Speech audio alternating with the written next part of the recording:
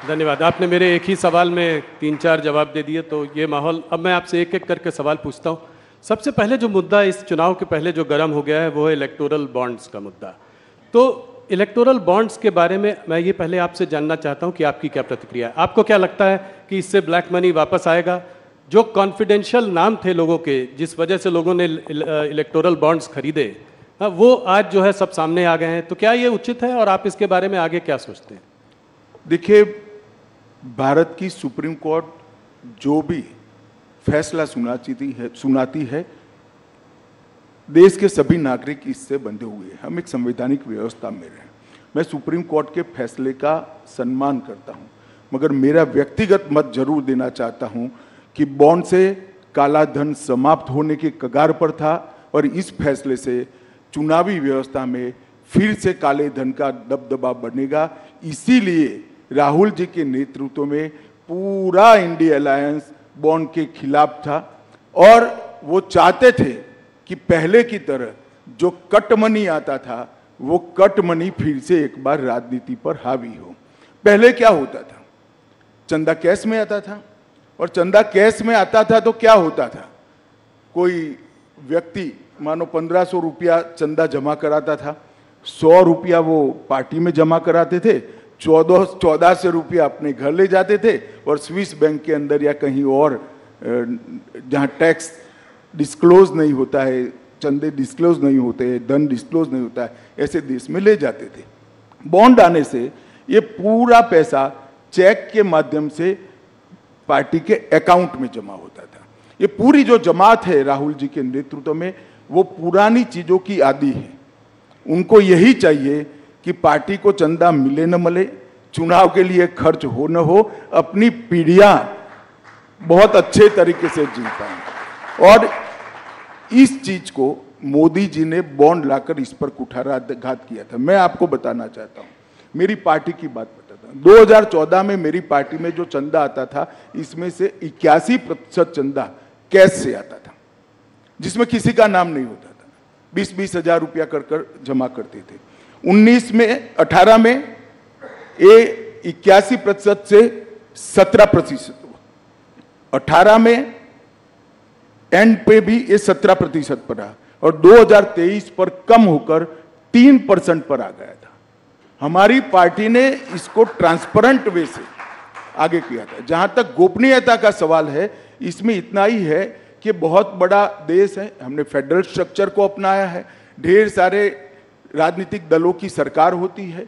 अगर कोई एक राजनीतिक दल को पैसा देता है तो दूसरा राजनीतिक दल उस पर विंडिक्टिव अप्रोच से अपने स्टेट के अंदर बदला लेता है। इसलिए एक व्यवस्था रखी थी जिससे किसने किसको चंदा दिया वो गोपनीय रहे। मगर इसमें गोपनीय नहीं रहता था किस कंपनी ने कितना चंदा दिया और किस पार्टी को कितना मिला। अब जो व्यवस्था होगी, इसमें किसने कितना दिया वो भी गोपनीय हो जाएगा, क्योंकि सारा कैश में देना है, और किस पार्टी को कितना मिला वो भी गोपनीय हो जाएगा, क्योंकि कैश से लेना है। और कैश से लेना तो छोड़ो, घर पे ले जाने की व्यवस्था भी इसमें से हो गई। और हम पर एक आरोप लगता है राहुल जी कि हमें बहुत सारा चंदा मिला है, ये मिथ्या है। 6,900 करोड़ 6,200 करोड़ हमें मिला है। इसके सामने 6,200 करोड़ राहुल बाबा के नेतृत्व में चलने वाले इंडिया अलायंस को मिला है, जबकि हमारी 303 सीटें हैं। उनकी लोकसभा में कितनी सीटें हैं? हमारी 17 सरकारें हैं, हमारी हर राज्य में पार्टी चल रही है। और एक काम के सामने चंदे का जो सवाल है वो भी गलत है, क्योंकि 2019 लोकसभा में हमें जो 6,000 करोड़ मिला, इसमें से 2019 लोकसभा के समय पर जो बॉन्ड खुले हैं, इसमें 3,071 करोड़ चंदा मिला है। तो आप जाहिर है, जब आचार संहिता कोड ऑफ कंडक्ट आ जाता है तो कोई काम के सामने चंदा नहीं होता है। और विधानसभा के चुनाव के कोड ऑफ कंडक्ट लगने के बाद हमें 2640 करोड़ रुपया मिला है। उस वक्त भी कोड ऑफ कंडक्ट होता है, कोई काम नहीं होता है। तो 90% से ज्यादा चंदा बॉन्ड से हमें कोड ऑफ कंडक्ट लगने के बाद मिला है। तो ये जो आर्ग्यूमेंट कर रहे हैं बड़े बड़े धाराशास्त्री, जो ये पूरी सिस्टम के फायदा उठाने वाले हैं, क्योंकि वो भी राजनेता ही है ज्यादातर, चंदे वाली, कैश चंदे वाली व्यवस्था का फायदा उठाने वाले। वो उनका आर्गुमेंट था कि इससे सरकारी नीतियां प्रभावित होती है। उनको ये मालूम नहीं है कोड ऑफ कंडक्ट बनने के बाद कोई नीति आ नहीं सकती। तो ज्यादा चंदा तो कोड ऑफ कंडक्ट के समय में हमारा आया है 90% चंदा। राहुल जी, इसको हफ्ता वसूली कहते हैं। खुद भी 1400 करोड़ उनको मिला उनकी पार्टी को। ठीक है, तो फिर उन्होंने 1600 करोड़ का हफ्ता क्यों वसूला, वो उसका हिसाब देना चाहिए। 1600 करोड़ उनको भी मिला है, हमें 6000 करोड़ मिला है, तो सामने सारे इंडी अलायंस घमंडिया गठबंधन को भी 6000 करोड़ मिला है, एक पैसा कम नहीं मिला है। राहुल जी ने सबसे पहले वो चंदा कहां से वसूल लाए, हफ्ता कहां से वसूल लाए, इसका हिसाब। हम तो कहते हैं इसमें एक पैसा हफ्ता नहीं है, ये शुद्ध रूप से पारदर्शी तरीके से लाया गया चंदा है। मगर वो खुद स्वीकार कर रहे हैं बॉन्ड की व्यवस्था हफ्ता वसूली है, तो उन्होंने 6000 करोड़ का हिसाब देना चाहिए कि तृणमूल कांग्रेस कहां से लाई, वो कहां से लाए हैं, एनसीपी कहां से लाई है। अमित जी, कुछ पार्टीज ने अपनी जो है लिस्ट ऑफ डोनर्स को घोषित किया है, क्या आप कोई भारतीय जनता पार्टी भी ऐसा करेगी? भाई क्या घोषित कर रहे हो, कल सारा घोषित हो जाने वाला है।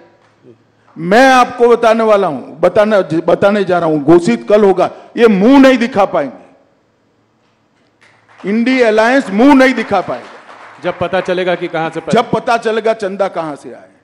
ये समझे बगैर कुछ लॉयरों के दिए हुए चीट पढ़कर भाषण करते हैं राहुल गांधी। उनको मालूम नहीं है कि उन्होंने अपने पैर पर कुल्हाड़ी मारी।